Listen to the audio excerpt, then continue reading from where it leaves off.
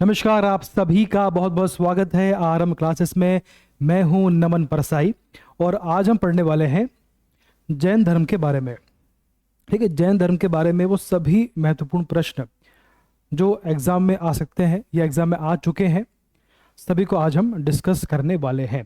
MPPSC आपका 17 दिसंबर को है, टाइम बहुत कम बचा है और इसके बाद में 28 अप्रैल को भी आपका प्री है। तो दोनों एग्जाम के अकॉर्डिंग और आपका मेंस भी होगा, तो सभी में यहाँ से क्वेश्चन रिपीट होते हैं, मतलब क्वेश्चन आ सकते हैं। ठीक, आपको करना क्या है, हम जो पढ़ेंगे हम आज समझे कुछ भी समझेंगे नहीं, सिर्फ पढ़ेंगे। तो आपको सुनना है और अगर आपने इसको पहले पढ़ा है तो आपका रिवीजन भी हो जाएगा, नहीं पढ़ा है तो आपको सुनना है बार बार ताकि आपको याद रहे और एग्जाम हॉल में आपको रिकॉल हो जाए। ठीक, तो आज हम पढ़ने वाले हैं जैन धर्म के बारे में सब कुछ। इसके बाद हम पढ़ेंगे बौद्ध धर्म के बारे में। इसके बाद में इतिहास के वो जो महत्वपूर्ण प्रश्न है जो एग्जाम में आ सकते हैं, सभी को हम लोग कम समय में पढ़ के आपका रिविजन करवा देंगे। चलिए देखिए, हमने कुछ बुक लॉन्च करी हैं एमपीपीएससी एग्जाम के लिए या अदर एग्जाम जिनकी आप तैयारी कर रहे हो। किसी अदर स्टेट में अगर आप फॉर्म भरते हो, छत्तीसगढ़ में, यूपी में, राजस्थान में, महाराष्ट्र में, सभी एग्जाम के लिए, सभी पीएससी एग्जाम के लिए ये बुक बहुत ही बेनिफिशियल है। वर्ल्ड ज्योग्राफी है, फिजिकल ज्योग्राफी है, ह्यूमन ज्योग्राफी है और इंडियन ज्योग्राफी को उसमें हमने कवर किया है। देखिए, अगर आप बात करें जो आपका इंडियन ज्योग्राफी है उसमें देखें आप, तो सॉरी आपको जो फिजिकल ज्योग्राफी है इसकी बात करें तो उसमें आपका क्या है, पृथ्वी और ब्रह्मांड, ये तो आपके टॉपिक है।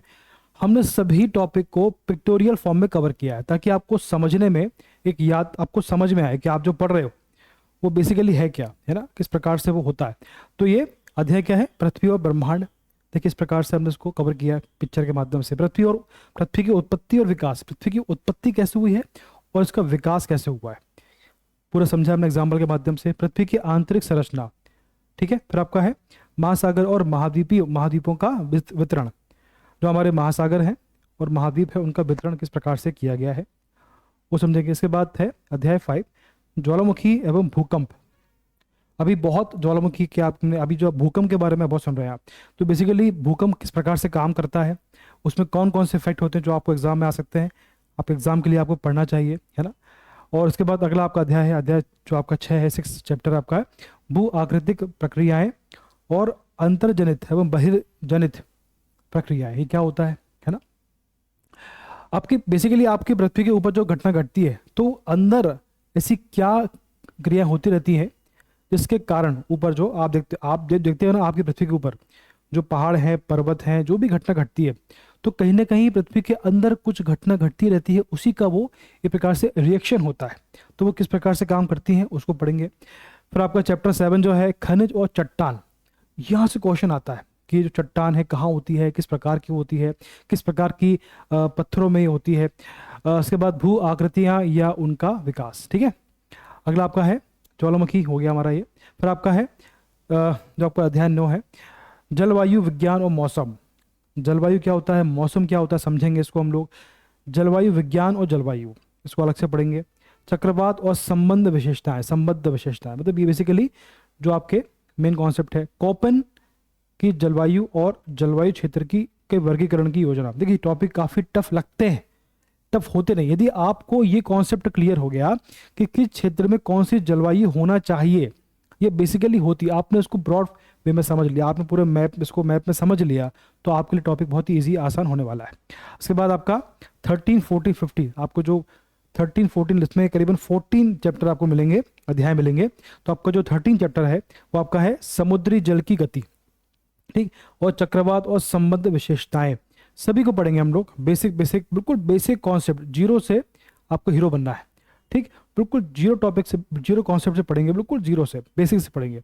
और आपको अगर समझ में नहीं आता है, हमने इसमें एग्जाम्पल दे रखे, क्वेश्चन दे रखे विगत वर्षों के प्रश्न, ताकि आप जो पढ़ रहे हो तो आपका लेवल चेक करने के लिए आपको हमने क्वेश्चन दे रखे हैं, ठीक है। तो क्वेश्चन के आधार पर ही हमने अपना सिलेबस बनाया, ठीक। तो बुक परचेज करिए, हमारा नंबर है, इस पर कॉल करिए, आपको सारी इन्फॉर्मेशन मिलेगी, है ना। आपको पीडीएफ फॉर्म में मिलेगा 9422448903। इस पर हमें व्हाट्सएप करिए, आपको सारी इन्फॉर्मेशन, आपको हम लोग जो नोट्स हैं वो पीडीएफ फॉर्म में प्रोवाइड करवा देंगे, क्लियर, कोई दिक्कत? चलो आगे बढ़ते हैं, अब बात करते हैं टॉपिक के बारे में। विज्ञापन हो गया। अब बात करते हैं भैया जैन धर्म के बारे में। जैन धर्म से बहुत क्वेश्चन आते हैं, बहुत धर्म से क्वेश्चन आते हैं। स्पीड से पढ़ेंगे आप, बस समझना आपका रिवीजन हो रहा है प्रकार से, ठीक है। सबसे पहला क्वेश्चन है कि जैन शब्द किस शब्द से बना है तथा इसका अर्थ क्या है। तो ये भैया जिन से बना है, इसका मतलब होता है विजेता, ठीक है। इसके बाद देखो जैन शब्द का क्या अर्थ है, इंद्रियों का विजेता। सॉरी, ये क्वेश्चन एक ही था। जैन शब्द किस शब्द से बना है, इसका क्या अर्थ है, तो जिन यानी कि विजेता। जैन शब्द का क्या अर्थ है, इंद्रियों का विजेता। किसका? इंद्रियों का विजेता, ठीक। इसके बाद देखो जैन धर्म के संस्थापक, प्रवर्तक तथा तीर्थंकर कौन थे, ये क्वेश्चन आ सकता है। तो भैया ऋषभ देव थे इनके संस्थापक, और तीर्थंकर यही इनके संस्थापक थे, ठीक। जो आपके तीर्थंकर का अभिप्राय है, जो संसार सागर से पार होने का मार्ग बताता है। आप संसार की समस्या में उलझे हुए हो तो उनसे आपको जो पार लगाने का मार्ग प्रशस्त करता है, उसको बोलते हैं हम लोग, क्या बोलते हैं उसको, तीर्थंकर, ठीक। तो आपके प्रथम थे ऋषभ देव, ठीक। चलो इसके बाद कुल कितने तीर्थंकर हुए हैं जैन धर्म में, तो भैया 24 हुए हैं। अंतिम थे आपके महावीर स्वामी। फिर आपके पार्श्वनाथ ने कितने महाव्रतों का प्रतिपादन किया है, 23वें थे आपके। तो भैया इन्होंने 4, पार्श्वनाथ ने 4 महाव्रतों का क्या दिया है, प्रतिपादन किया है। सत्य, अहिंसा, आस्थे, अपरिग्रह, ठीक, 4 का किया है। अब इसमें प्रश्न आता है कि जो आपके अपरिग्रह है, इसका मतलब क्या होता है। इसका मतलब होता है संपत्ति का संग्रह नहीं करना। अब इसमें शब्द है ग्रह, तो ये संपत्ति कहाँ होती है, घर में होती है। तो संपत्ति जहां पे आएगा, संपत्ति का संग्रह नहीं करना है, तो इसका कॉन्सेप्ट दिया गया अपरिग्रह में है। फिर आपका आस्तेय है, तब की चोरी नहीं करना, ठीक है, चोरी नहीं करना आस्तेय। चलिए, पार्श्वनाथ ने अपने 4 महाव्रतों में सर्वाधिक महत्व किसको दिया है, ये क्वेश्चन भी पूछा गया है। तो अहिंसा को दिया है। पार्श्वनाथ का प्रतीक चिन्ह क्या था, तो ये सर्प, सर्प को पार्श्वनाथ का प्रतीक चिन्ह कहा जाता है। जैन धर्म के 24वें अंतिम तीर्थंकर कौन हुए, तो भी महावीर स्वामी हुए। महावीर जिनको हम बहुत मानते हैं। महावीर का जन्म कितने ईसा पूर्व और कहां हुआ था, तो भी 540 बीसी में, ईसा पूर्व में कुंडग्राम में इनका जन्म हुआ था, ध्यान रहेगा। इसके बाद देखो कुंडग्राम बिहार राज्य के वैशाली जिले में स्थित है। कहां पे है, ये बिहार में आता है और वैशाली जिले में स्थित है। महावीर की माता का नाम क्या था, त्रिशाला। क्या था, त्रिशाला। इसलिए देखो जैन और बौद्ध में बड़ा कंफ्यूजन होता है ना, तो उसमें आप ध्यान से पढ़ना है। इनकी जो माता है, जैन धर्म की जो माता, जो आपके महावीर स्वामी की माता का नाम क्या था, त्रिशला। और महावीर की माता त्रिशला किस लिच्छवी राजा की बहन थी, चेटक। अब देखो इसमें 2 आपको क्वेश्चन मिलते हैं कि अगर ऐसे पढ़े कि महावीर की माता त्रिशला, अगर हम किसको हटा दें तो क्या होगा, त्रिशला चेटक जो कि लिच्छवी राजा है ना, तो चेटक थे जो कि लिच्छवी राजा हैं, उनकी ये बहन थी। हो गया 2 फैक्ट आपके, चेटक आपके लिच्छवी राजा थे। अब देखिए इनकी जो पिता का नाम क्या था, इनके पिता का नाम था सिद्धार्थ। क्या था, सिद्धार्थ। माता त्रिशला, पिता सिद्धार्थ। महावीर के पिता सिद्धार्थ किस वर्ण के थे, तो भी क्षत्रिय वर्ण के थे। ये महावीर स्वामी जो आपके महावीर थे वो क्षत्रिय थे, ठीक है। महावीर के पिता किस कुल के थे, तो ये किसके थे, ज्ञात्रक कुल के थे। किसके, ज्ञात्रक, क्षत्रिय थे और ज्ञात्रक कुल के थे, है ना। अगर आप बात करें, अगर आप वर्ण की बात करें तो ये क्षत्रिय थे, और अगर आप कुल की बात करें तो ज्ञात्रक कुल के थे। महावीर के बचपन का नाम क्या था, वर्धमान था, ठीक। इसके बाद देखें आप, महावीर की पत्नी का नाम क्या था, यशोदा। त्रिशला माता का नाम, यशोदा पत्नी का नाम, सिद्धार्थ पिता का नाम, ठीक। महावीर की पुत्री का क्या नाम था, ये तो अन्नोजा या प्रियदर्शनी, अन्नोजा प्रियदर्शनी इनकी पुत्री का नाम था, ठीक। यशोदा पत्नी और अन्नोजा प्रियदर्शनी इनकी पुत्री का नाम था, ठीक। अपनी माता पिता की मृत्यु के बाद महावीर कितने वर्षों की आयु में तथा किससे आज्ञा लेकर सन्यासी जीवन को स्वीकार किया था, तो भी देखो भैया 30, ये क्वेश्चन पूछा जाता है, तो 30 वर्ष की आयु में इन्होंने गृह त्याग किया। और किसकी परमिशन से किया, तो भैया नंदीवर्धन आज्ञा लेकर, किससे आज्ञा लेकर सन्यास जीवन को स्वीकार किया, तो नंदीवर्धन की आज्ञा लेकर इन्होंने सन्यासी जीवन को स्वीकार किया था। क्वेश्चन अच्छा है, ध्यान रहेगा आपको। नंदीवर्धन महावीर के बड़े भाई थे। नंदीवर्धन बड़े भाई, इनके बड़े भाई थे। ये टॉपिक हमने जो ये जो पूरे फैक्ट होते हैं एनसीईआरटी से लिए हुए हैं, तो गलत बिल्कुल नहीं होंगे। तो अपने बड़े भाई नंदीवर्धन को इन्होंने इन्फॉर्म किया कि मैं संन्यास ले रहा हूँ, आपकी परमिशन मुझे चाहिए, तो उन्होंने इसको परमिट कर दिया।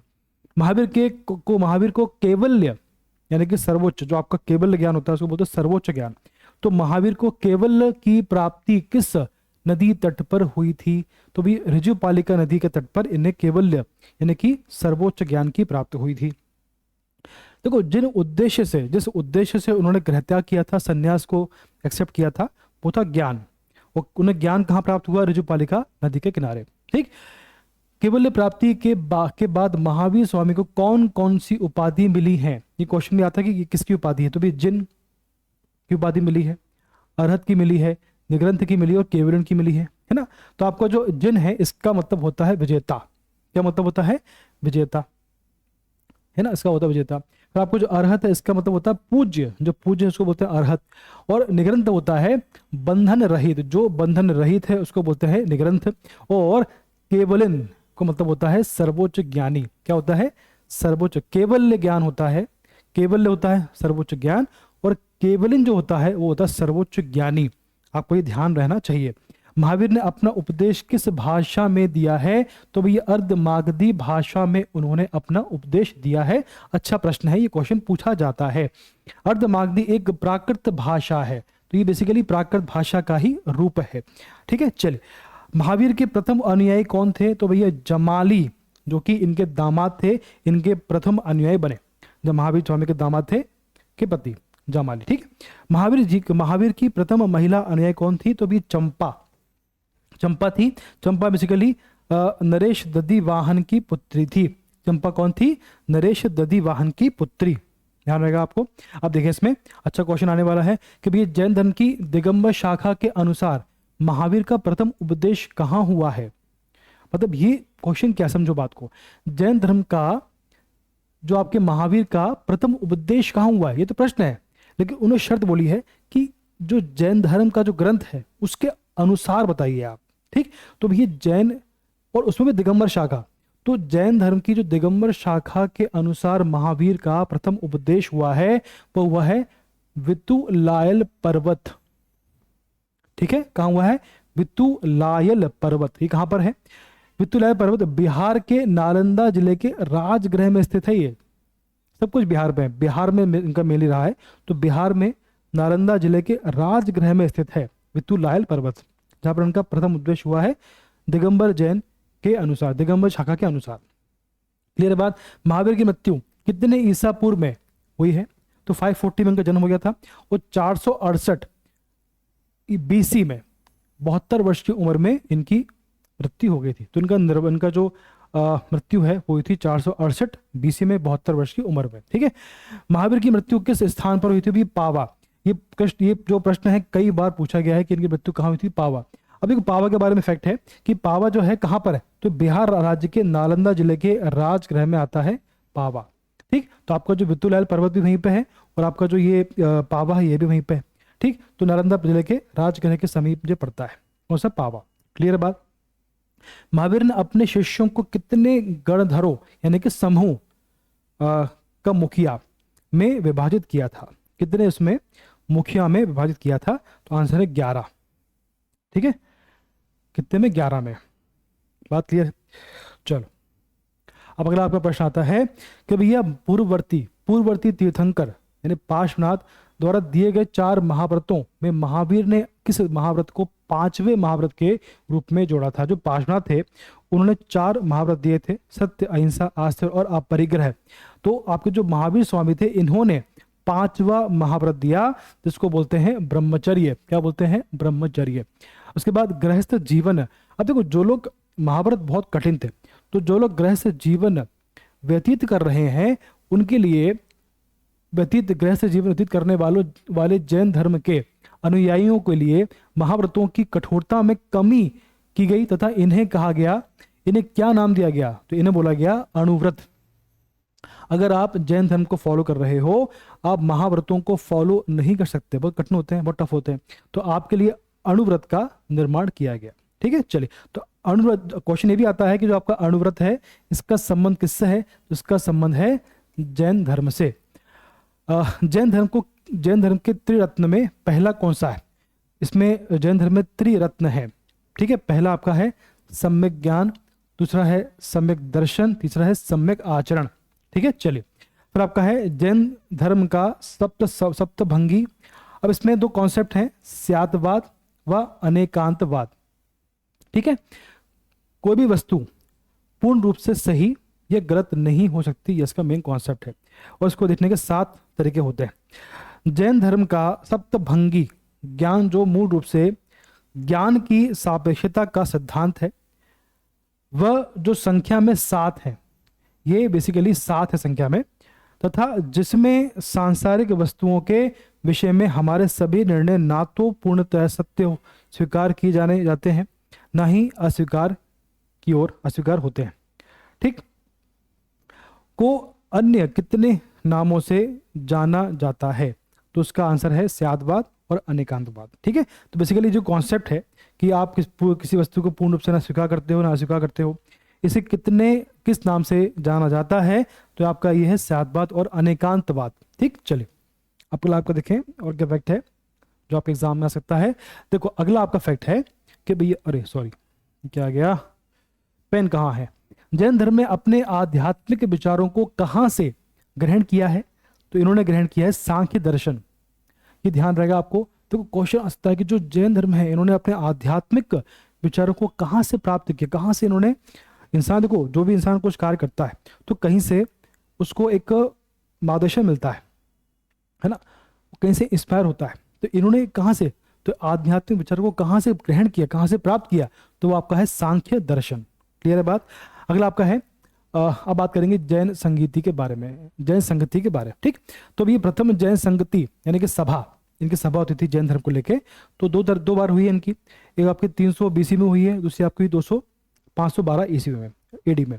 तो इनकी जो प्रथम जैन संगति है, इनकी जो प्रथम जैन सभा है, वो कितने ईसा पूर्व यानी कितने BC में और कहाँ हुई है? तो ये 300 BC में और पाटलिपुत्र में ये इनकी संगति हुई है। ये क्वेश्चन आ सकता है, ध्यान रहे आपको कि प्रथम कहाँ हुई है? पाटलिपुत्र में 300 BC में हुई है। और प्रथम जैन संगति किसके नेतृत्व में हुई है? तो भैया यहाँ स्थूलभद्र, दो थे, स्थूलभद्र और बाहुभद्र। तो स्थूलभद्र के ये उसमें नेतृत्व में हुई है। अब द्वितीय जैन संगति कब तथा कहाँ हुई है? तो 512 AD में ईस्वी में वल्लभी, जो कि गुजरात में आता है, तो वल्लभी में इनकी सेकंड जैन संगति हुई है। 2 ही जैन संगति हुई है। द्वितीय जैन संगति का नेतृत्व किसने किया था? तो भैया देवर्दगणी ने सेकंड जैन संगति का नेतृत्व किया था। ध्यान रहना चाहिए आपको, देवर्दगिनी नेतृत्व किया, ठीक है। तो पहले का स्थूल भाव ने किया था, सेकंड का देवर्दगिरी ने किया था। ध्यान रहेगा आपको, ये क्वेश्चन पूछा जाता है। जियो और जीने दो, ये किसका नारा था? ये था भैया महावीर स्वामी ने कहा था कि जियो और जीने दो। जैन धर्म को सुनियोजित और सुव्यवस्थित कर उसके ज्ञान एवं दर्शन के तत्वों के वास्तविक प्रवर्तन का श्रेय किस जैन तीर्थंकर को प्राप्त है? मतलब जैन धर्म को सिस्टमेटिक रूप से अरेंज किया, सुव्यवस्थित कर उसके ज्ञान एवं दर्शन के तत्वों के वास्तविक प्रवर्तन, जो उनके ज्ञान है और उसके जो तत्व हैं का एक वास्तविक स्वरूप दिखाया, का श्रेय किस जैन तीर्थंकर को जाता है? वो आपके महावीर स्वामी। इन्होंने एक्चुअल समझाया कि जैन धर्म क्या है और उसको मूल रूप से उसका प्रचार किया, पूरे वर्ल्ड में उसको फैलाया, वो थे आपके महावीर स्वामी, ठीक। तो द्वितीय तीर्थंकर जो आपके थे, सबसे पहले थे आपके ऋषभनाथ, है ना। फिर आपके थे आदिनाथ, का प्रतीक चिन्ह क्या था? वो था हाथी। क्या था? हाथी, ठीक है, ध्यान रहेगा आपको। 22वें तीर्थंकर यानी कि नेमिनाथ, क्या था? नेमिनाथ। क्वेश्चन ऐसा भी आ सकता है कि 22वें तीर्थंकर कौन थे? तो आप कहते हैं नेमिनाथ। का प्रतीक चिन्ह क्या था? वो था आपका शंख, ठीक है। सेकंड का था हाथी, फिर आपका था शंख। और किस जैन तीर्थंकर ने जैन धर्म में स्त्रियों को प्रवेश दिया था? वो थे आपके पार्श्वनाथ। इससे पहले स्त्रियों को इसमें प्रवेश नहीं दिया गया था, ये आपको ध्यान रहना चाहिए। जैन धर्म का वास्तविक संस्थापक किन्हें माना जाता है? तो भी महावीर को इनका वास्तविक संस्थापक माना जाता है। महावीर स्वामी को पावापुरी में किस मल्ल राजा के राजप्रसाद यानी महल में निर्वाण की, अब देखो ये निर्वाण की प्राप्ति हुई है, यानी किस राजा के महल में इनको इनकी मृत्यु हुई है, किसकी, महावीर स्वामी की। अब ध्यान रहे आपको कि इनको किसके, अब देखो क्वेश्चन ऐसा भी आ सकता है कि षष्टिपाल कहाँ के राजा थे, तो मल्ल के थे, ठीक। तो बेसिकली इसका आंसर है कि मल्ल राजा, कौन से, मल्ल राजा षष्टिपाल, कौन, मल्ल राजा षष्टिपाल के महल में इन्हें निर्वाण की प्राप्ति हुई थी। ध्यान रहेगा आपको, ठीक। तो पावापुरी, पावा में आता है, मतलब बेसिकली पावा में ही इनको हुई थी, जो कि आपके वैशाली में आता है, राजगृह वगैरह में। तो पावापुरी में किस मल्ल राजा, तो षष्टिपाल जो कि मल्ल राजा हैं, उनके महल में इन्हें निर्माण प्राप्त हुआ था। राजा का नाम है षष्टिपाल, तो कंफ्यूज नहीं होना, राजगृह में आता है, बिहार के, ठीक है। चलो अब बात करते हैं भी, जैन धर्म में ईश्वर की मान्यता है कि नहीं है, ऐसे क्वेश्चन भी आते हैं। क्या जैन धर्म में ईश्वर को मानते हैं, नहीं मानते, है ना, नहीं मानते भैया, ईश्वर है ही नहीं, जो है हमारे स्वामी है, ऐसा बोलते हैं वो लोग। फिर जैन धर्म में आत्मा की मान्यता है कि नहीं, है, बिल्कुल है, आत्मा तो है लेकिन ईश्वर नहीं है। किस जैन संगति के बाद, अभी इसमें क्वेश्चन ये आता है कि किस जैन संगति के बाद जैन धर्म दो भाग में बट गया, है ना। बाद जैन धर्म दो भागों में, श्वेतांबर जो कि सफेद वस्त्र पहनते हैं, और दिगंबर एकदम नग्न अवस्था में रहते हैं, उनको बोलते हैं दिगंबर। तो भी ये दो पार्ट में बढ़ गया, श्वेतांबर जो कि सफेद वस्त्र पहनते हैं, दिगंबर जो कि नग्न रहते हैं, ठीक। तो दो पार्ट में श्वेतांबर और दिगंबर में बट गया। तो कब हुआ था ये, और इस विभाजन के बाद श्वेतांबर जैन धर्म तथा दिगंबर जैन धर्म का नेतृत्व क्रमशः किन्होंने किया, बात क्लियर है। तो देखो प्रथम जैन संगति के बाद ही ये दो पार्ट में बढ़ गया, श्वेतांबर और दिगंबर। जो आपका श्वेतांबर था उसका नेतृत्व किया स्थूलभद्र ने, ठीक है, और जो आपके दिगंबर थे उनका नेतृत्व किया भद्रबाहु ने, ये आपको ध्यान रहेगा। प्रथम संगति के बाद ही जैन धर्म दो पार्ट में बट गया, श्वेतांबर का नेतृत्व किया स्थूलभद्र ने और दिगंबर का नेतृत्व किया भद्रबाहु ने, यह आपको ध्यान रहना चाहिए। महावीर स्वामी विश्वास करते थे पुनर्जन्म व कर्मवाद में, उनका मन था कि पुनर्जन्म होता है, और कर्मवाद पर भी उनका विश्वास था। जैन साहित्य को क्या कहा जाता था, तो उनको बोलते थे आगम। क्वेश्चन पूछा गया है आगम का संबंध किससे है, तो जैन धर्म के ग्रंथ से संबंध है आगम का, ठीक है। जो आपके जैन धर्म में जो ग्रंथ होते हैं उनको आगम कहा जाता है। जैन साहित्य का संकलन किस भाषा में किया गया है, तो ये प्राकृत व अर्धमागधी भाषा में इनका जो है संकलन किया गया। तो प्राकृत आ गया वो भी सही है, और अर्धमागधी आ गया वो भी, अर्धमागधी प्राकृत का ही रूप है, ध्यान रहेगा आपको। तो ये हमने पढ़ा, आज इतना हमने पढ़ लिया। जैन धर्म आपका संपूर्ण है, कंप्लीट है। देखो जो बेसिक क्वेश्चन है जो एग्जाम में आते हैं वो हमने पढ़ लिए, ठीक है। अब आप बोलो कि बिल्कुल यार ये छूट गया, हमने लगभग जो आपका इंपॉर्टेंट है वो पढ़ लिया है।